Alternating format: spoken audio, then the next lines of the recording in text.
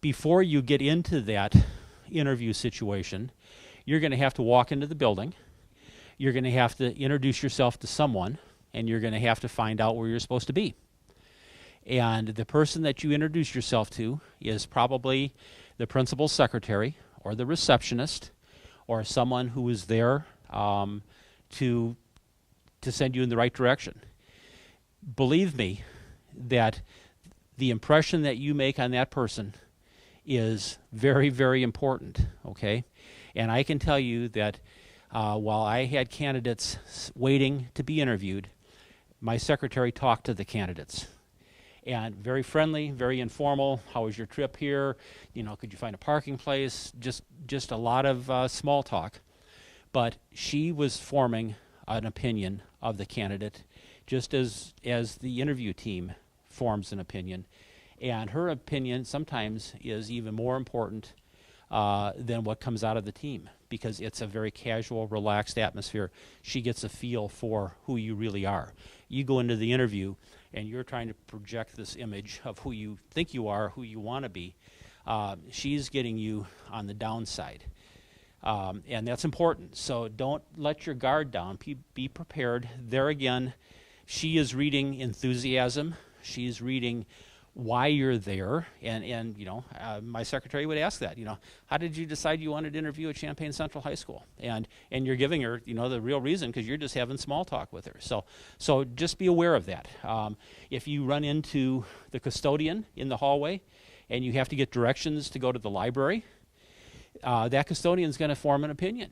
And you know, it's not unusual for that custodian to come by the office and say, boy, that was a pretty sharp candidate you had here. I came by and I had to show him up to the library. But there was an opinion being formed there. So you're always being interviewed. The formal interview is a big part of it, certainly, because you're interviewing probably with peers, with people that are teaching in the same department, in the same grade level, and people that are in the support positions, sometimes counselors or sometimes psychologists or whatever.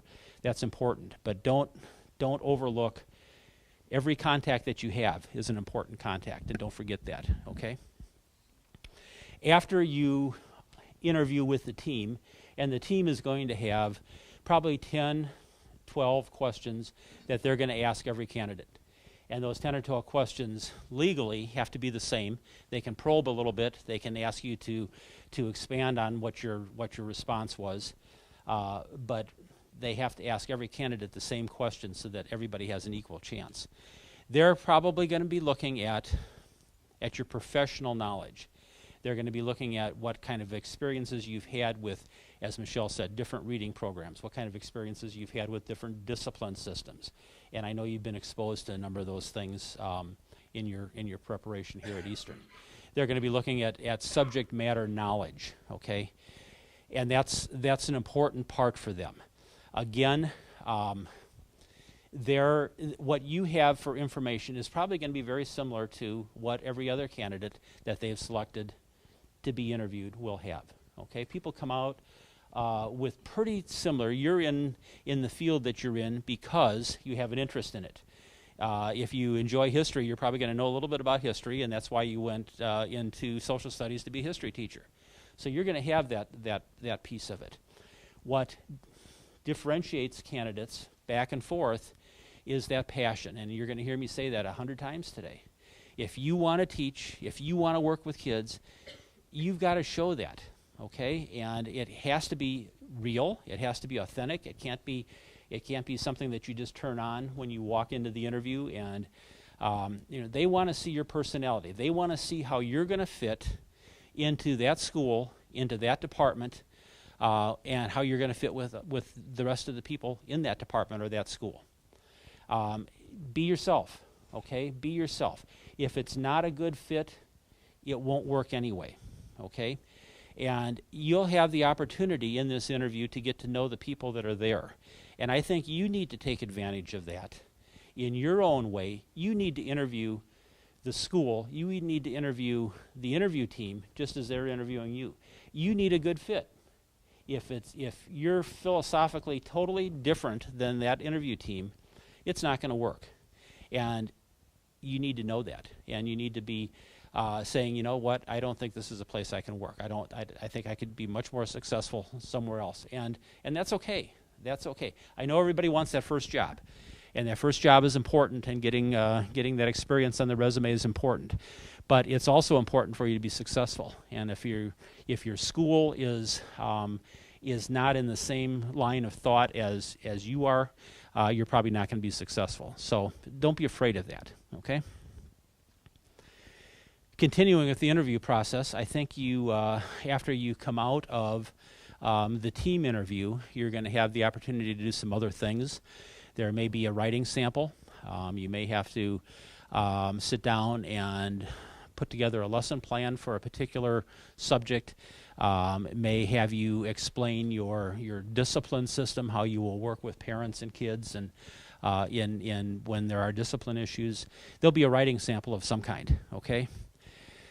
Again, I can tell you that most principals, most interviewers will look at that not so much for the content, but how well you can put a sentence together, how well you can spell, how well you can put your thoughts in a logical sequence, okay?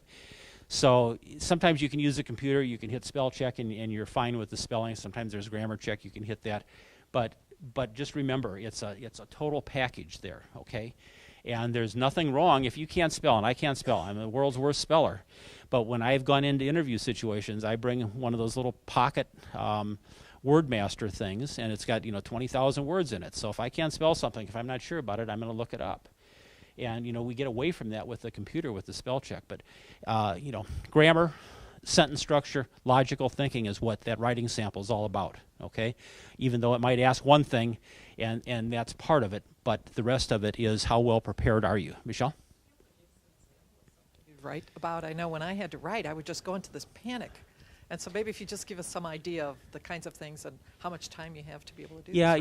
Yeah, usually you'll have 15, 20 minutes, and the subject matter of the writing sample can vary tremendously. And I always like to have you put together a brief lesson plan on a particular topic, and that's high school. The elementary level, their questions, their writing sample is probably going to vary according to what's happening at a particular grade level that you're interviewing for. You don't have a lot of time, and probably the best thing that you can do is to have a pad of paper or ask for a piece of paper or two and organize your thoughts, put together your 5-paragraph essay, and you're not going to write a book because you can't, and don't write so much that people are going to look at it and say there's too much here, I don't have time to read it. But you also have to write something that has some substance to it. And again, I think that a big part of that is the way that you put together things logically, and that's important. Okay, yes, Leslie. I'm going to add that a lot of times they'll set up a situation for you, like a behavior situation. This happened. How would you handle that? What are the steps that you would follow to go through this procedure? Did you call a parent? Things like that. So they might set up a situation for you that you would have to respond to. Yeah, that's exactly right. That's it could be anything. Yeah, I mean you don't know what it's going to be, and we would mix things up all the time. Let me add one more thing. You also should, after you've completed this writing sample, and this should go for the papers that you're turning into us, reread them. You will find a lot of errors on your rereading of a sample or of even a short paper. Exactly. We all do. We can't. It's very hard to write correctly the first time around. So make sure you proofread it before you submit it, to the good principal. point. Excellent point. And we would never let the applicants use the computer. We wanted you to handwrite it. Number one, I wanted to see your handwriting. Are you going to be able to correspond, to respond to parents, to other faculty members, to your students? That shouldn't be too much of an issue at this point, but it is. So be ready for that. Another post-interview activity that usually occurs is a building tour, okay? And the building tour is usually with another person that wasn't on the interview team probably wasn't myself. It was probably my assistant principal, one of my deans, maybe a department chair. And they're going to take you around and just show you the building. Again, they're showing you the building, but you're also being interviewed. Okay? Again, it's a formal, informal setting. You've come out of that interview. You take the deep breath, boy, I'm glad that's over. And then they say, come on, let's go. I want to show you the buildings, see where you might be teaching. And during that process, if I'm doing the building tour, I'm asking you a few questions. I'm listening to what you're saying. It's another informal piece of the interview, and oftentimes more telling than the actual formal interview piece is. So again, that enthusiasm, that passion needs to come through, and that excitement. And if you don't have that, folks, you're at a huge disadvantage, because there's a lot of people that do. And I'm sure that you've heard that for probably the last 4 years, that if you're not in this for the right reasons, you probably shouldn't be in it. Again, I've got 4 or 5 people now. I've got the interview team, I've got my secretary, I've got whoever did the building tour, I've got the writing sample that you did, and then I'm probably going to do an exit interview with you, okay? And I'm going to ask you things that are not subject matter related. I'm going to ask you things about how you discipline. I'm going to ask about how you correspond. I may give you some situational things. How do you contact a parent? How do you go about calling a parent and telling that person that that their little Johnny is acting up in your class, and soliciting their support, their help? I'm not going to talk about third grade math methodologies, okay? So I get a little bit different perspective. Again, it's a little bit more relaxed atmosphere because it's just one-on-one. And again, this is the opportunity that you have to show what you have figured out, what you found out about the school, about the community, about what's going on in that environment. Okay, and ask questions if you have questions that that you think are important. You see that Champaign Unifor Schools is under a federal court order to improve student performance in minority students. That's a good time to ask the questions about what are you doing about this? How are you trying to accomplish this? And then I might turn around and say, this is what we're doing. Do you have any ideas? What would you think would be important? So, you can prepare a lot for the interview. You can't prepare for everything, okay? But again, if I see someone that comes in and I know, I can see in their eyes, I can hear in their voice that they're enthusiastic about working with kids and excited to get into that classroom, I'll tell you what, you're somebody I'm going to give a lot of consideration to. And sometimes I will hire someone who has the passion and doesn't have quite as good a grades as someone else, who doesn't have the master's degree in that subject matter, but they have an enthusiasm for the job. And again, you'll hear this from anybody you talk to that's in education. It's a difficult job. It's a lot of work. It's a very, very difficult job.